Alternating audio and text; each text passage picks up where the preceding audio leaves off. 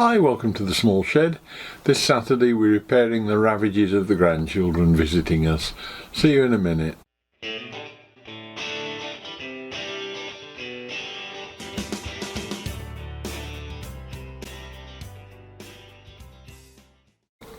Now actually that's not really very fair. During their stay we've got a put up bed that goes underneath one of the other beds, and I don't think it's anything to do with them really. It has broken, mainly because I think adults sit on it to read bedtime stories, and when you look at the actual bed itself, there is so little timber in it nowadays when they make these things that it's never going to stand up to any sort of wear at all. So let's go have a look at, see what we're faced with, and see if we can get some repairs done to it. So welcome to my second workshop.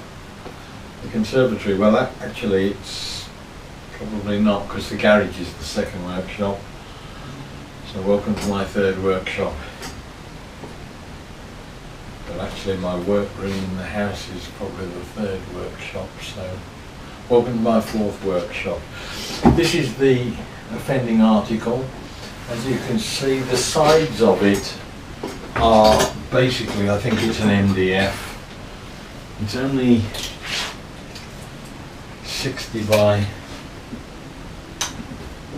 about 12 at best, and here's me worrying about two 18mm thicknesses for building a bunk bed, and they try and get away with that. What's happened is that this side is okay, but on the other side the weight of an adult has cracked that, so it no longer is straight. What I'm proposing to do is to take off the black underfelt, take off all the fittings, and then there is actually a batten inside it, but I think I'll take off whatever's in there and put a full length batten inside on both sides, because we'll stop it happening again, and put it back together again if that works. What I'll do is I think I will glue on the inside and clamp, but I'll also, if I can release this covering, I'll screw from this side and then recover again with the fabric. So that's got the main ironmongery off it.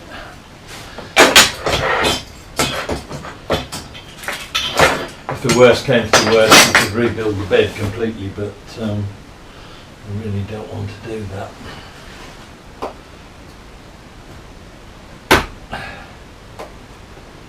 Let's just see what it's made of. It's not MDF. It's like a pine. Oh wow. Okay.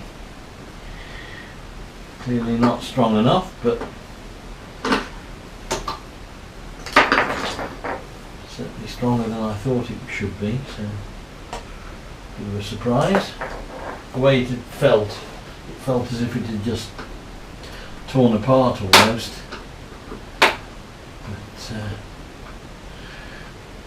But maybe there's a natural sort of flaw in the wood.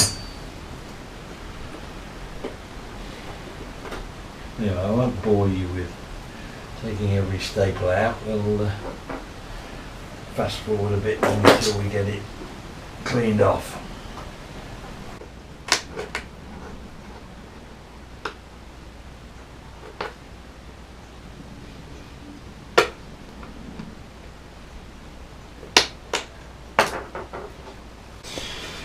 So that's all the staples out, and I've taken them all out on the one side that's broken on the covering as well. The other side I'm going to just glue on the inside and clamp and not bother screwing, or I might just screw from the inside into the timber. Now I know it's not MDF. You can see what's happened. This is broken right on the knot. There's very little substance there to it at all. Shocking timber, but such is the way of cheap. So I think what I'm going to do is take these bearers off, because they're only held on with like a nail gun. staple type thing, and then I'm going to cut a new timber that's just cut out around those slats.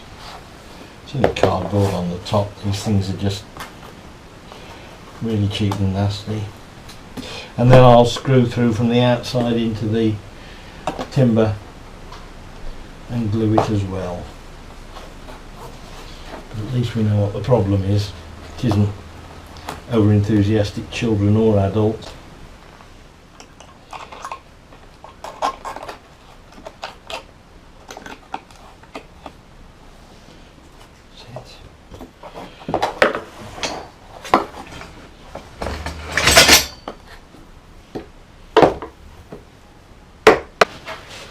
I've got 2 lengths of wood from the recycling centre. This is the poplar, I think it is. They're out in the garage that we knew where they were because we tidied them up the other day. One of them was 90p, one of them was £1.20. They are just about the right depth. They've got a rebate in them, but that won't matter because I'm going to be cutting chunks out there and there anyway. So what I'll do is cut them both to length to go between those 2 blocks. Cut out for the cross slats so they give them some support as well, and then we can glue and clamp it, and then I can start and put it back together. So I'll just cut these to length.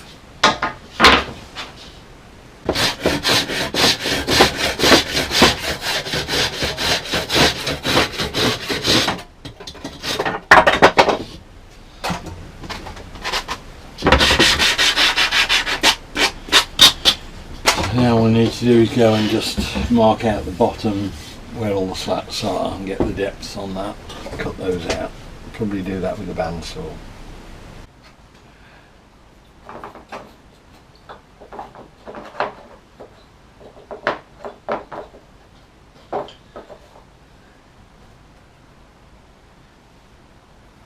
Needless to say, the slats went straight, but having put a piece of timber across the bottom of each slat, it's given me the right scribe to get the shape right.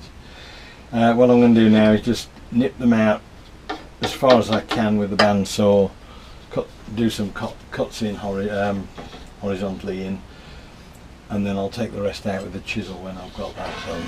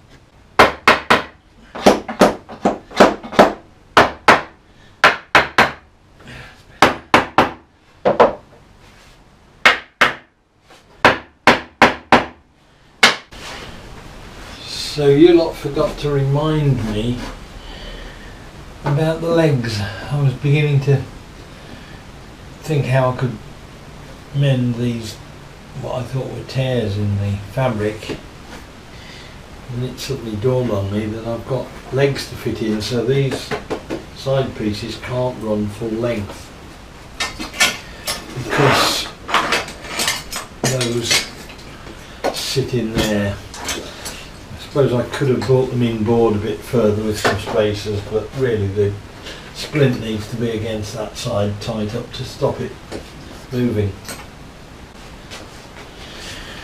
So this is definitely going to be a budget build. I've got some Gorilla Glue that came from Makers Central last 2019, which I hadn't used.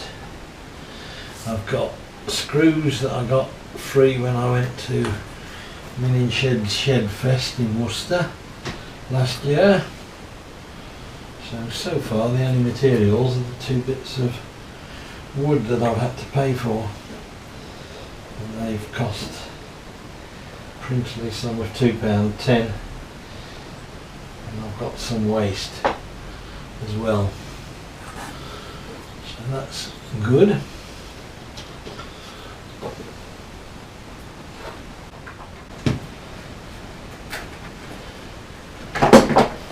Right, that's got it secured. Let the glue go off a bit now. Got to go back to Hanbury to Menin Sheds now to go and get the staple gun, which I've been using over there, which is another problem about working in two places at once. You want to bring all your tools with you every night, or run the risk of something that you've not used for 3 or 4 years suddenly becoming useful and you needing it. But we'll let that go off first anyway. I'll come back when that's done. And one thing it's important to do, make sure there's nothing left inside, because I was missing a screwdriver, which I've just realised where it was. Nothing worse than finishing getting it all back together and finding it rattles.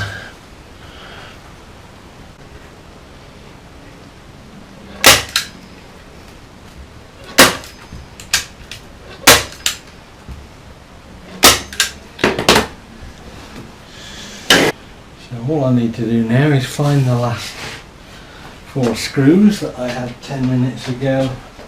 Right. Well, I did have to take all the, a couple of sections of the black off again and put them back on, because I needed to do a little bit of work with the chisel just to relieve that timber slightly where the legs go. I didn't think I'd bore you with that, but that's got that done.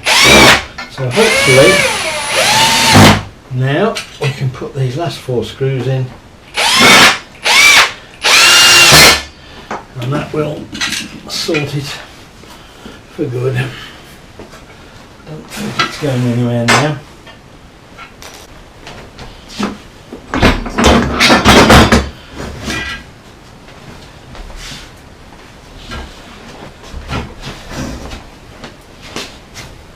That's better. That's it. Yeah. Much better. So there we have it, got the job done. What was useful and sort of comforting was the fact that every time I wanted a tool, apart from the staple gun which was somewhere else, I knew where to find it. I went for a chisel, it was sharp. That's one of the things that the shed has brought to me, the ability to keep things in the right place, the discipline of putting all things away when you finish with them, and as say, sharpening tools, and it's made it so much easier.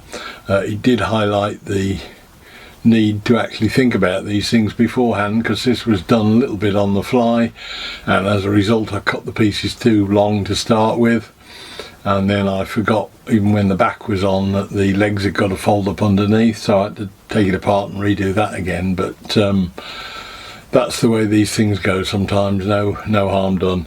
Take most of the day, but it's got it done anyway, so we've now got a solid bed again. Hope it was of interest. Look forward to seeing you next week. We'll be doing something different, I hope, and I hope to see you then. Bye.